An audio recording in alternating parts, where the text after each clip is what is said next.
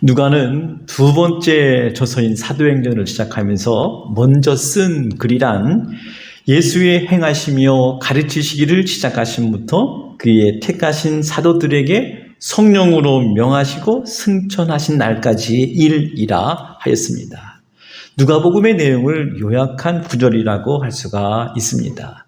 누가는 부활하신 예수님께서 볼지어다 내가 내 아버지께서 약속하신 것을 너희에게 보내리니 너희는 위로부터 능력으로 입혀질 때까지 이 성에 머물라 하시니라 말씀으로 마치고 있습니다. 이후 사도행전에서는 예수님께서 너희는 예루살렘을 떠나지 말고 내게서 들은 바 아버지께서 약속하신 것을 기다리라 이 말씀을 마치고 승천하셨습니다. 여러분, 아버지께서 약속하신 것이란 무엇일까요? 누가복음에서는 구약에서부터 약속하신 대로 메시아, 곧 그리스도를 보내주셨는데 바로 그분이 나사렛 예수이심을 증거한 것이고, 사도행전에서는 구약의 선지자들을 통해서 성령님을 보내주시겠다는 약속대로 성령의 임하심을 의미하는 것이었습니다. 사도행전은 예수님께서 승천하신 후 약속하신 성령의 강림과 성령의 능력을 힘입은 사도들을 통해서 복음이 땅끝까지 확장되어 가는 과정을 기록한 책입니다. 특별히 사도행전 1장 8절은 사도행전의 숲을 볼 수 있는 그림을 보여주는 말씀입니다. 오직 성령이 너희에게 임하시면 너희가 권능을 받고 예루살렘과 온 유대와 사마리아와 땅끝까지 이르러 내 증인이 되리라 하시니라. 여러분, 성령이 너희에게 임하시면 이 약속의 말씀대로 사도행전 2장에 이르러서 성령 강림의 역사가 나타났습니다. 신약 성경 중에 유일회적인 사건입니다. 예루살렘 교회가 처음으로 오순절에 성령 강림한 사건들이 매우 인상적이고 특별한 것이기 때문에 입에서 입으로 전해진 것입니다. 이 사건은 예수 그리스도의 탄생과 예수님의 공생의 사역, 그리고 십자가와 부활, 승천의 사건만큼 결정적 복음의 사건이었습니다. 누가는 그때의 장면을 다음과 같이 묘사를 했습니다. 2장 2절에 보면 호련히 하늘로부터 급하고 강한 바람 같은 소리가 있어 그들이 앉은 온 집에 가득하며 마치 불에 혀같이 갈라지는 것들이 그들에게 보여 각 사람 위에 하나씩 임하여 있더니 그들이 다 성령의 충만함을 받고 성령이 말하게 하심을 따라 다른 언어들로 말하기를 시작하니라 말씀을 하셨습니다. 성령 강림 사건은 새 시대를 여는 획기적인 사건으로 모인 무리들이 성령의 권능을 받게 된 사건입니다. 신기한 것은 사도들이 갈릴리 방언으로 설교를 했음에도 불구하고 참여한 모든 지역 사람들의 말로 들렸다는 것입니다. 이러한 사건은 오순절에 특이하게 나타난 현상이었습니다. 오순절 성령의 역사의 첫 사건이 언어 소통이었습니다. 바벨탑 사건 이후에 언어가 각각 달라져서 세계로 흩어지게 되었는데 성령의 역사로 말이 서로 통할 수 있는 기적이 일어나서 그들이 복음을 이해하고 깨달을 수 있었다는 것입니다. 성령의 강림과 충만함을 경험한 사람들에게 어떠한 능력이 나타났을까요? 사도행전은 바로 그들이 복음의 증인이 되어서 예수가 그리스도이심을 증거한 자가 되었다는 것입니다.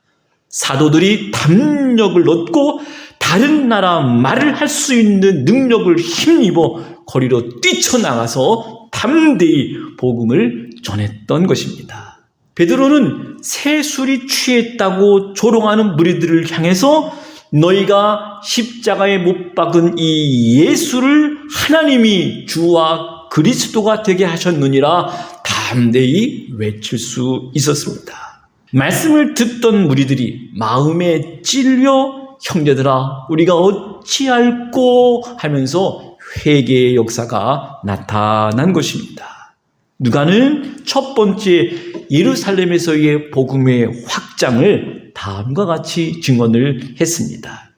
2장 41절에 요약되어 나타납니다. 그 말을 받은 사람들은 세례를 받음에 이 날에 신도의 수가 3,000이나 더하더라. 그들이 사도의 가르침을 받아 서로 교제하고 떡을 떼며 오로지 기도하기를 힘쓰니라 기록을 해 주었습니다. 누가는 성령의 충만한 사도들과 성도들을 통해서 복음이 증거되고 그 결과 복음이 거침없이 진전되는 역사를 지역과 언어와 민족과 신분과 성별의 담이 헐리고 경계를 넘어서 확장된 역사를 기록한 것입니다.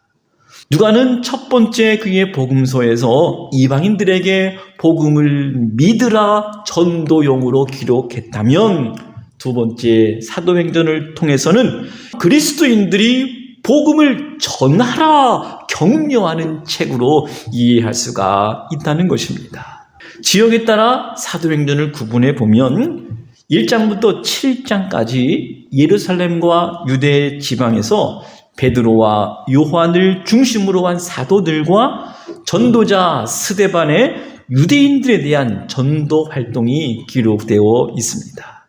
이어지는 8장에서 스데반의 순교 이후에 발생한 예루살렘 교회에 대한 핍박으로 인해서 흩어진 유대 기독교인들, 특히 전도자 빌립에 의한 사마리아 구스 내시에 대한 전도 장면이 나타납니다. 사도들과 예루살렘 교회는 예수님으로부터 선교 명령을 받았음에도 불구하고 예루살렘 밖으로 나가기를 주저하고 있었습니다. 결국 스데반의 순교 이후에 그들이 핍박으로 말미암아 강제적으로 흩어지게 되었고 그 결과 유대와 사마리아 땅으로 가서 복음을 전하게 된 것입니다. 9장부터 마지막 28장까지 로마로 상징되는 땅끝까지 나아가는 사도들의 전도 장면이 나타납니다. 누가는 지역의 경계를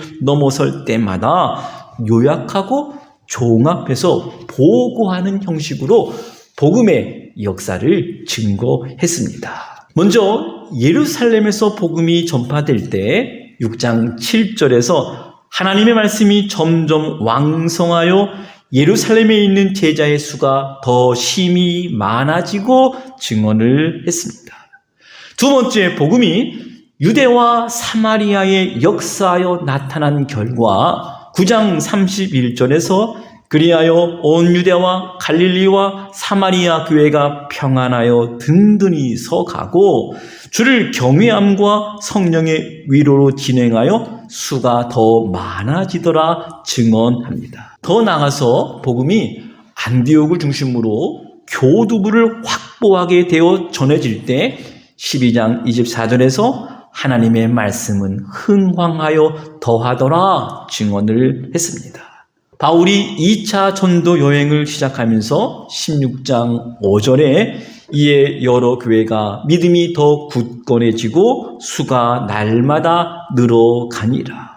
로마의 복음이 전해지기 전 복음이 예배소에 이르렀을 때에 19장 20절에서 이와 같이 주의 말씀이 힘이 있어 흥왕하여 세력을 얻으니라 증언합니다.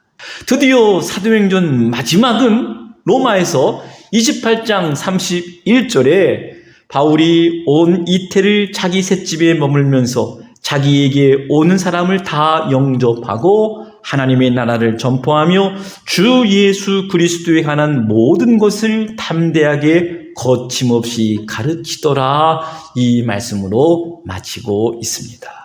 이렇게 복음이 지역을 넘어갈 때마다 두드러진 특징이 나타나는데 말씀드린 대로 스데반의 박해 이야기와 관련되어 있었다는 것입니다. 사마리아로 복음이 전파될 때 사울을 중심으로 유대교 열성주의자들에 의한 박해 때문이었고, 사마리아에서 베니게, 구브로, 안디옥 이방 땅으로 복음이 전해질 때에도 스데반의 일로 일어난 환란을 인하여 흩어진 자들 때문에 복음이 전파된 것입니다. 그런데 놀라운 것은 이러한 시련 가운데에서도 복음이 능력 있게 거침없이 전파되고 있다는 것입니다.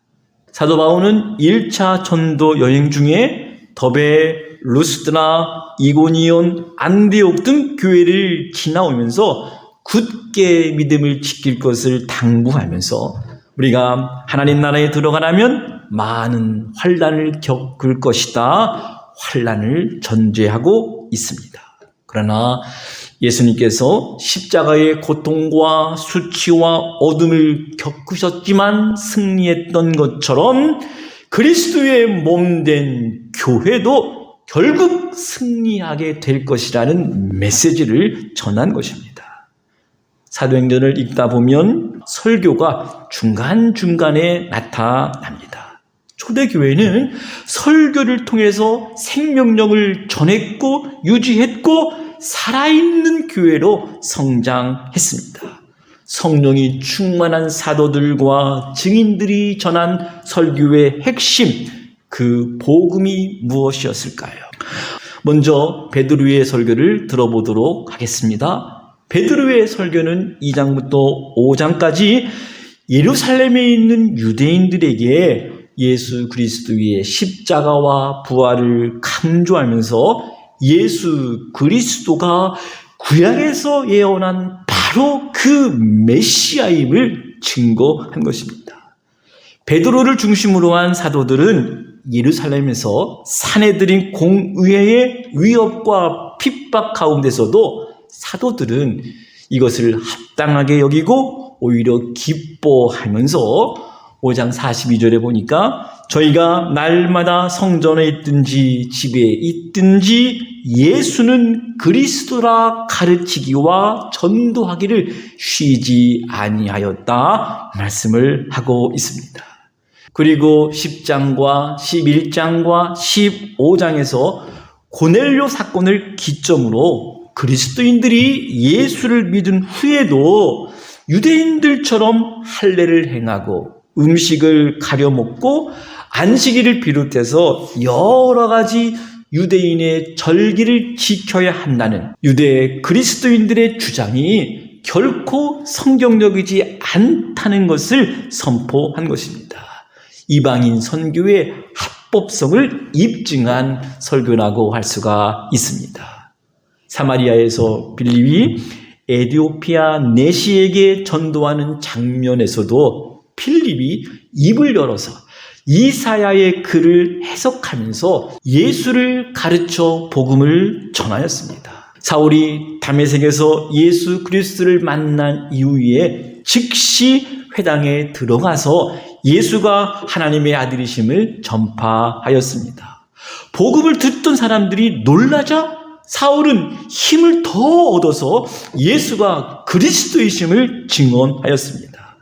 스데반의 일로 일어난 환란으로 흩어진 자들이 안디옥까지 이르러서 유대인들과 형제들에게 주 예수를 전파하였을 때 주의 손이 그들과 함께 계셔서 수많은 사람들이 믿고 주께 돌아왔다고 말씀을 하였습니다. 13장부터 사도 바울의 전도 여행과 예루살렘에서 체포되었던 상황, 가이사라 구금과 로마로 압송한 상황, 로마에서 2년간 가택연금 상황 속에서 바울은 거침없이 복음을 전한 것입니다. 사도 바울의 전도의 주제도 예수가 그리스도이심을 증거했습니다. 사도 바울의 설교는 베드로와는 달리 그리스도인들을 핍박하였던 자신이 어떻게 예수를 전하였는지 설명하면서 자신의 사역과 복음 전도의 정당성을 주장하면서 자신과 같은 처지에 있는 유대인들을 설득하는데 열심을 다했습니다. 바울은 첫 번째 전도 여행 비시디아 안디옥에 이르렀을 때에 안식일에 회당에 들어가 전도하는 중에 13장 23절에서 하나님이 약속하신 대로 이 사람의 후손에서 이스라엘을 위하여 구주를 세우셨으니 곧 예수라 증거하였습니다. 바울은 두 번째 전도 여행 중에 빌립보 감옥에 투옥되었을 때 16장 31절 그 유명한 말씀 주 예수를 믿으라 곧 그리하면 너와 내 집이 구원을 받으리라 증언한 것입니다. 빌립보를 지나 데살로니가에서 전도할 때에 안식일에 유대인의 회당에 들어가 또다시 성경을 가지고 강론하던 중에 17장 3절에 보면 뜻을 풀어 그리스도가 해를 받고 죽은 자 가운데서 다시 살아나야 할 것을 증언하고 이르되 내가 너희에게 전하는 이 예수가 그리스도시니라 증언한 것입니다. 계속해서 바울이 고린도 지방에서 복음을 전파할 즈음에 여러 가지 어려움이 있었지만 디모데가 합류되었고 아굴라와 브리스길라 부부의 도움으로 복음을 담대하게 증거했는데 18장 5절에 보면 실라와 디모데가 마게도냐로부터 내려오매 바울이 하나님의 말씀에 붙잡혀 유대인들에게 예수는 그리스도라 밝히 증언했습니다. 바울은 3차 전도 여행 중에 에베소에 이르렀을 때에 19장 28절에서 이는 성경으로서 예수는 그리스도라 증언하여 공중 앞에서 힘있게 유대인의 말을 이기미러라 증언했습니다. 뿐만 아니라 바울은 베스도와 아그리빠 왕 앞에서 재판받을 때에 자신의 다메섹 체험을 밝히고 26장 23절에서 곧 그리스도가 고난을 받으실 것과 죽은 자 가운데서 먼저 다시 살아나서 이스라엘과 이방인들에게 빛을 전하시리라 함이니이다 증거한 것입니다.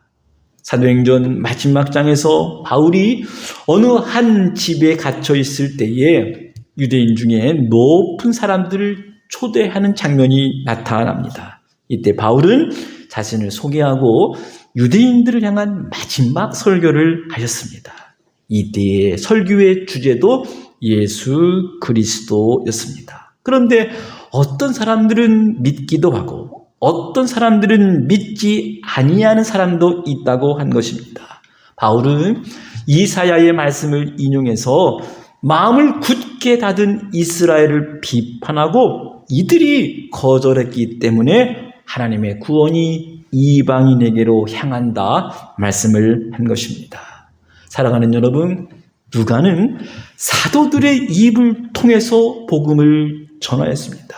누가는 시리아 안디옥 출신으로 이방의 교회로서는 처음으로 바나바와 바울이 전한 복음을 듣고 받아들인 후에 전도에 대한 열정을 소유한 인물이었습니다. 바울과 함께 전도하면서 보고 들었던 생생한 전도 현장의 경험을 생생하게 기록해서 복음의 거침없는 진전의 역사를 증거하고 싶었던 것입니다. 누가는 독자들로 하여금 복음의 증인, 전도자로 동참할 것을 격려하며 사도행전을 기록했습니다. 사도행전은 단순히 복음이 이렇게 전파되었다고 알려주는 정보의 책이 아니라 예수 그리스도께서 맡겨주신 마지막 명령, 사도행전 1장 8절에서 내 증인이 되리라 하신 예수님의 말씀을 전하고 싶어 했던 것입니다. 사도행전은 증인의 사명을 감당한 사도들과 교회들의 이야기입니다. 그리고 사도들의 생생한 설교가 기록되어 있습니다. 오늘 이 시대를 살아가는 그리스도인들에게 주신 사도행전의 핵심 메시지인 것입니다. 내 증인이 되리라. 너는 나의 증인이 되어야 한다는 강력한 전도의 사명을 우리에게 부탁한 것입니다. 사도행전의 마지막은 바울이 갇혀있는 상황 속에서도 담대하게 자유롭게 복음을 전하였다는 것을 강조한 것입니다. 바울이 죄수의 몸으로 있으면서도 오히려 보호를 받으며 로마에서도 복음을 전할 수 있게 되었다는 것을 보여줌으로써 땅끝까지 복음이 전해지는 증인의 사명을 감당해야 한다는 누가의 메시지를 들을 수 있어야 하겠습니다.